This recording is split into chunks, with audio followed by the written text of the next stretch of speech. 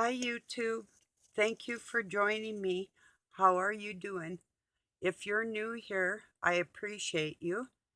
Um, I don't know exactly what the topic of today is. I've watched a few videos that I'll probably comment on and just kind of contemplate what it is. I think it's going to be the major thing is the white papers that I read in the Masonic Lodge when I was a kid. I have a lot of videos explaining how I was adopted, um, anyway, by them and my escape from them. It wasn't a total separation because I'm always surrounded by those, but um, just a separation in the mind where they couldn't control me because I'm uncontrollable to them.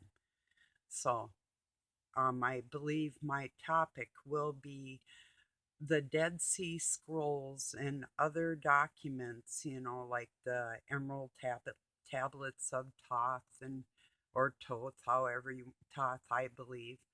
Um, those type of things, including the King James Bible or the um, whichever scripture of history we're going by, is what I'm trying to say. But I shared a thing on the Dead Sea Scrolls in the book of Isaiah, and the thing is that there'll be truths, tidbits of truth in what they're trying to push into society. They'll use these so called ancient scriptures that do have ancient tidbits to push a new wave ideal, such as transhumanism or transgenderism or trans familyism into like a community conglomeration where the state itself takes care of everybody right down to your child. And this includes with transhuman and transgender. Basically, they want men to chop your wee wee off. They do. They don't want any men standing up for women. No way. Um, just for somebody that would read scriptures to the people and believe in God and have that faith and follow the spirit of God. Just for a person doing that, you can lose your life.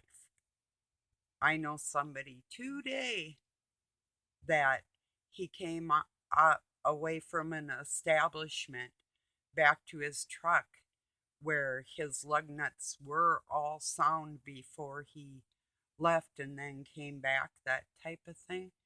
Um, I've had stuff like that happen to me. I have had my brake lines cut. I have had people try to take me out and collect insurance on me when I was a child. So, I mean, these sacrifices and the shit that people, it's real. Oh, yeah. And the powers of the mind and those minds that are directing that dark energy, that's real too. I think with everybody that's followed me for a while, I've been on here for over 5 years. I've got like 2,000 videos or something, mostly talking about the crafts that they use in the families and the different crafts that they would pass on through the generations, even the art of being a doctor, you know, things like that, or whatever it is, a streetwalker, whatever um, whatever they specialized in. I think personally, I specialize from the bloodline called the ultimate bastard that doesn't have a family and only has God. That's me. That's how I describe myself. So, and it's true. So, excuse me a minute. For some of you that don't know, yeah, I use a little bit gruffer language, especially if I had been through some tumultuous things. It takes me a while to, and that's being around the dark cabal narcissism like that. It's a roller coaster ride. Even conversing with them on the phone or texting or any interaction, the shorter the better for somebody that wants to keep their sanity. you know. So anyway, enough of that. Mm, that part, yeah, but not the part of the books that they will be bringing out and pushing forward even harder. The Book of Thomas, um, Isaiah, yeah, Enoch for different reasons. Like I say, tidbits of truth. The wolf in sheep's clothing thing, the thing that makes you think it's a scripture when it's God's spell, spell casting as you read and perform and ritualistically do what you think is what God would want you to do. God would want his kids to be his kids. Like any parent would wish for you, is how God thinks for us, like that. In those all those good respects, there's nothing that this dark cabal is pushing that God would want for you. They have now a 10 Commandments of greenery. Yeah, the World Economic Forum goons all got together, and now they've made commandments, even made Moses breaking the tablets. And Moses, was not a book of Moses, it's a representation and the introduction of Satan into the Bible under a different name, one of his many, many, many, many names, you know, or now the her that has become the Jezebel spirit within mankind, that is his other half in the female spirit within human beings. And I know a lot of you that just hit home the way I put that. So I can feel you ahead of time. So some of you already know that feeling, and that I understand that well too. So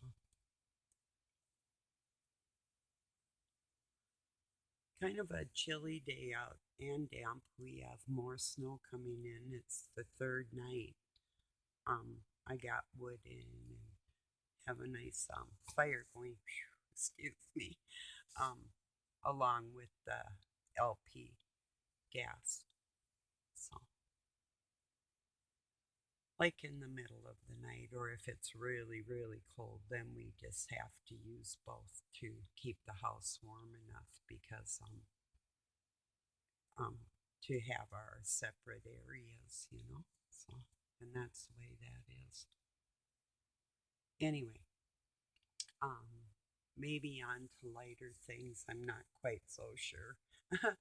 I was watching and paused a Bruce Seasall. He's going to talk about what they're calling like the 10th planet and his thoughts on that. And it's interesting whether people believe in space or not.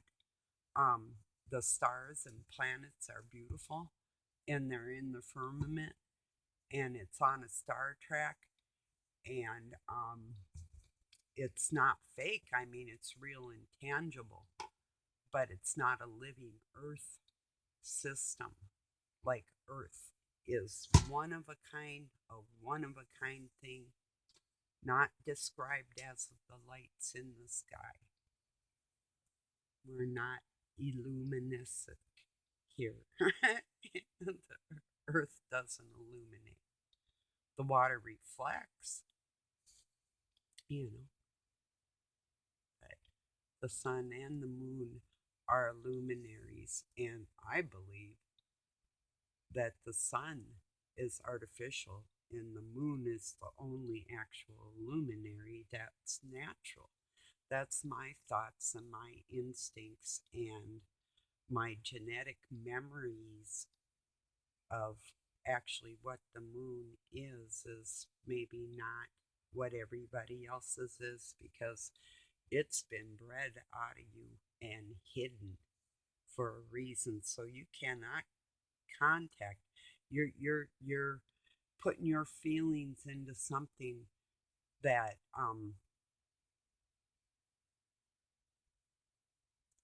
isn't isn't what you think it is. You know that if you get too close to it, you're going to die. You know. So anyway, I don't know. I was thinking a whole lot of thoughts there, just going. But you know, oh, the kitties are doing good out there, as happy as can be. So, you know, they sure like heated water when you can't find any out in the wild, you know. So, and warm beds and all kinds of food, more than they can eat, you know. That's, I always like to just make sure all my animals have whatever, unless you get something that you have to restrain that would go totally crazy, like a goofy puppy or something. But you can even train a puppy to pace itself. The first time it throws up, you scold it and you tell them, see, wasn't that stupid? You don't want to do that again. And then when they're eating, you just go, okay, well, now take a breath, you know, and kind of reprimand them a couple times, and then shit, they're easier to train than a human being will not even listen that well. I mean, my kids used to, but people intervened and took all that natural instinct out of them for their learning abilities. That's what's happened to everybody. You know, we put our trust in people that we thought were teaching us right for our good, that they would have our best interests at heart. And that's where people went wrong. Not that you didn't go wrong because you were stupid, you went wrong because you were betrayed and lied to. And the way those people that do those type of things think is, if you can be lied to, you deserve to be lied to. And if you're weak, you can be hurt. It doesn't matter. And if you cross them, they'll all come at you like a bunch of swine, you know? That's what happens when you stand up for yourself and other people.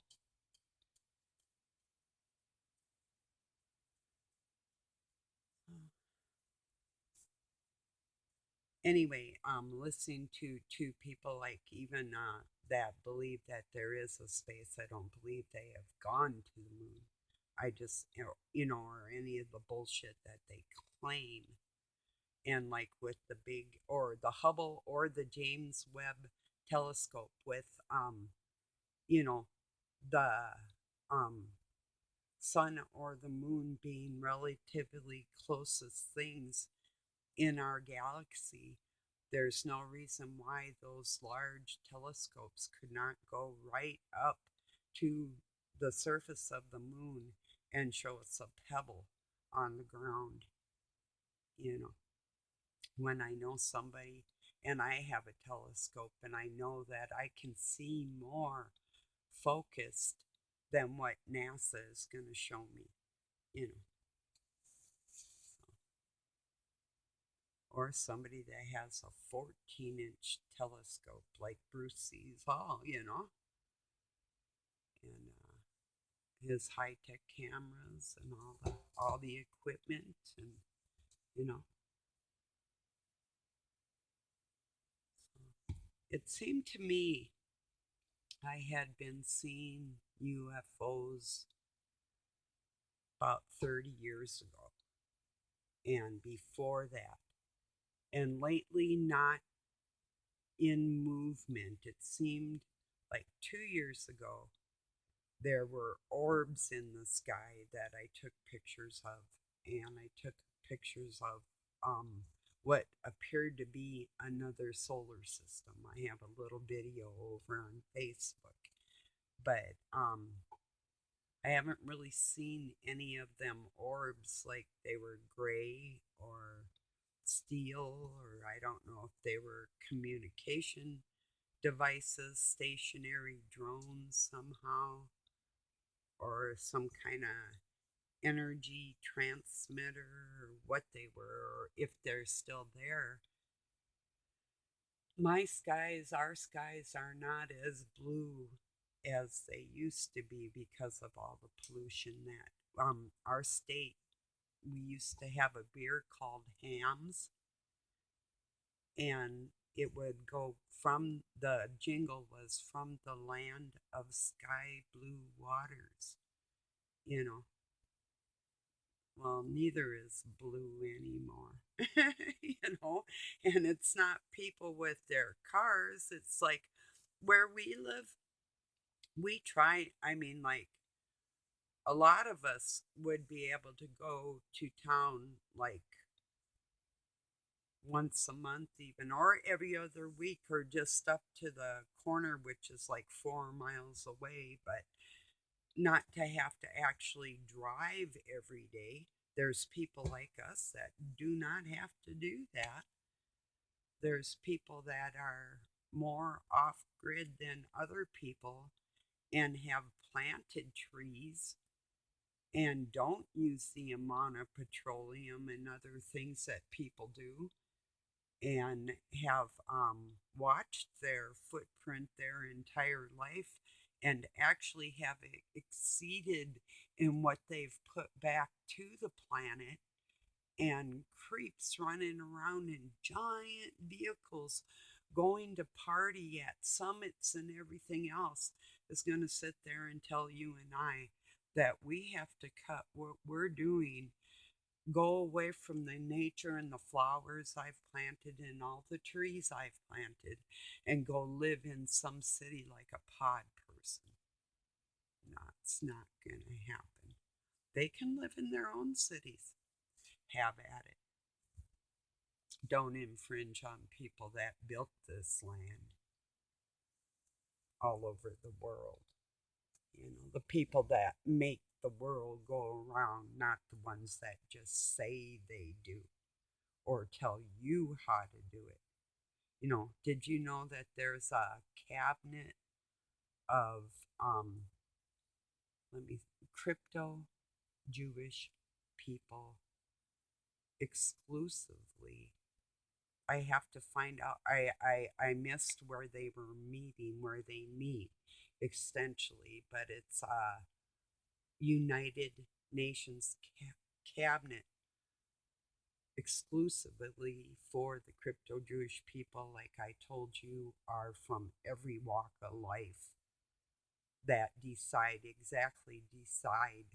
what's going to go on in the world. So it's not anybody, it's not people that people know, or it's just like I tell you, the person that raised me called himself the Minneapolis Jew. He was Swedish and Finnish from them royal bloodlines. So when he says Jew, that's not a joke. It's not even a slang or a barb or a jab, or you know or a slam or a slander of any kind. It's when I say something, even though I sound angry when I'm saying it because I'm angry at these people using and hurting other people. That's not going to go away. Oh, hell no, I am not backing down, you know.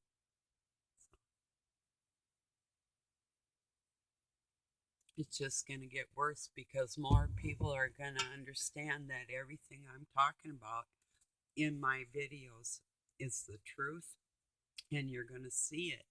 You'll remember it when you see it. You'll remember my words, and then you'll be like, wow, you know, I've been confirmed, so then you will be too, you know. So,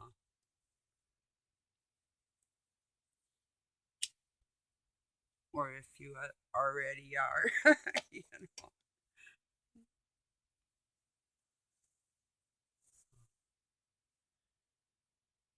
Um, yeah, my lifelong studies of um,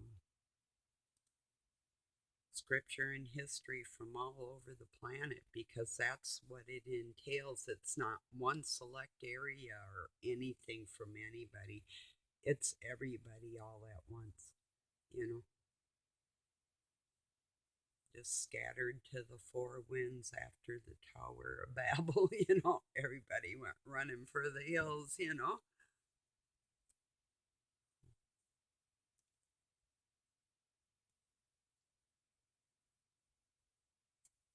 I can see a time like that coming for the crypto Jews, and that's the day I'll be laughing.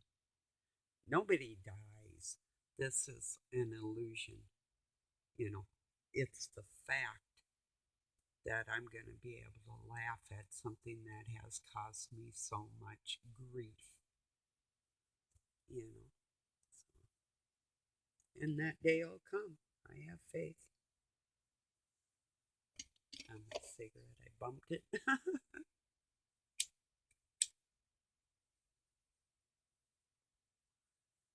better. So, yeah, it's been a pretty nice day. Not too bad. Like I say, I got a little bit done, got my exercises done. I didn't for, I went 2 days. This would have been the third day, because 2 days, well, 3 days in a row before that, I did excessive strength training to the point of where I thought I was born with a herniated umbilical cord, and I thought I actually hurt myself again because, and then I've had other accidents and always had to rebuild myself back up. You know, tough enough where if you went to punch me, you'd probably hurt your hand, you know. Um, so it takes a lot of keep on going to keep going, if you know what I mean. So, yeah. But I thought I herniated myself the other day.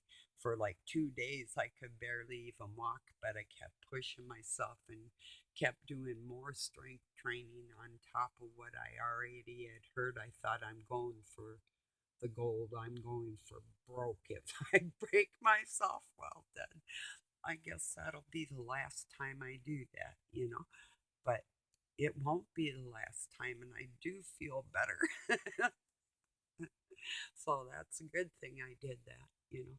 And I knew it would be. It's just like one other time, the tractor was broke down and I had a bale of hay, and this is no bullshit. The small ones were 900 pounds, big rounds. The biggest ones were like 1,300 pounds. I think that was about like the one I had, and I started rolling it with my back and my legs going backwards, but that wasn't working too good because I get it going and it rolled back. So then I got with one leg, got it going and my back, and shoved a chunk of wood under there with my foot. Then I went and got a leverage for a bar, you know, a long pole, and got that rolling again, but it got stuck and I had to use my back again. And that time I didn't have to go get the lever. I just was able to roll it up next to her fence. I had built her a corral out of slab wood, oak slab wood. So she was just able to reach through there and eat. And then I was able to feed it off there for her too. And, you know, yeah. But yeah, you got to do what you got to do when you have animals and things happen. Well, it's either that or um, cut the strings and feed it off to her every day, um, walking through the snow, and so I could just cover it on one side like that and let her eat off it instead of having to rip off that hay by hand. You can't use your pitchfork because it's wrapped tight, and every wrap is underneath. So once you get the smaller part of the bale from the middle, I was able to kick like about 300-400 pounds of hay down to her that she could just eat off of. And I took the other, like, oh, it was about 300 pounds, and flopped that over and covered it up till she was done with that. And so after a while, like, Doug's like, I'll get the tractor and the spear. And I'm like, nah, I'm good. I just have them positioned where I could do that, and not really ask for a whole lot of help out of anybody. That's kind of my nature anyway. So, yeah, keeps me strong. So, just like I knew he wasn't going to be able to get all that stuff that was outside, like, picked up from working on that, and it's like, well, I'd just do it then. So I did. And then I had my other things to do too, so that that increased my strength, which was good. So yeah, and this is after, from my new subscribers, I've had a stroke, I had a horse fall on me, I broke toes, and I broke my arm and shoulder catching Doug out of a tree. Um, I mean, so many accidents in my life. That just describes like the last 10 or 15 years, and all kinds of all kind. You wouldn't believe it. You would be, you would be, you wouldn't even be able to. If I rattled them all off, you wouldn't believe it. You'd say, "There's no way that this woman's a martial artist and she could do anything, or even stand up and cook a meal if what she's saying is true." But it's all true. Um, Biggest thing, like I tell people, biggest miracle, I pulled my spinal cord 1.5 inches at 17 years old. They told me, this is how he looked at me, the doctor. Well, young lady, you will never walk again, he said to me as he handed me these pain pills and muscle relaxants. And my friends, some twins, a girl and a boy, brother and sister, um, carried me back out. They had carried me in, and we used to all go out dancing together. Their parents owned a ranch, and I worked on one in the same area out in Montana. And I thought, no, this ain't happening. I told my friends, this is not gonna stop me, and it didn't. And it was about, well, it took me 2 weeks to actually take my first step. And it took a lot of humiliation and a lot of stuff. But a month later, I was dancing with my friends again. So that's the strength of God helping me, and me asking Him and being aware that He's the one that helped me. And if you've been through the things I've been through, you know it's all true. You probably have stories of your own that sometimes it's hard to realize that's who helped you, you know. That's that Spirit of God in the ether helping us in an ethereal way. Or each of us, we have thoughts to help people too. I know my friends do. Some got on here last night and today, and just saying hello, it's a good thing, you know. Or a thank you and a little I love you to everybody because I do. Um, Thank you for being here. I'm glad you joined me. This is sort of the style of what I go with, what's going on in the world, current events, and whatever is going on in my life. And it's all combined like we are too. So, all right, everybody. Peace and love from Pine City, Minnesota, USA. Have a good night or day wherever you're at. And I retract a little of that statement. We're not all combined. Oil and water doesn't mix, and there's the wheat from the tear type of thing, that bundle of sticks and the wheats, and they have liberty, but I'm saying the scales of justice is weighing their hearts to see who's naughty and nice, whether they want to admit it or not. I don't care. So, all right, everybody. Thank you again. Talk to you soon.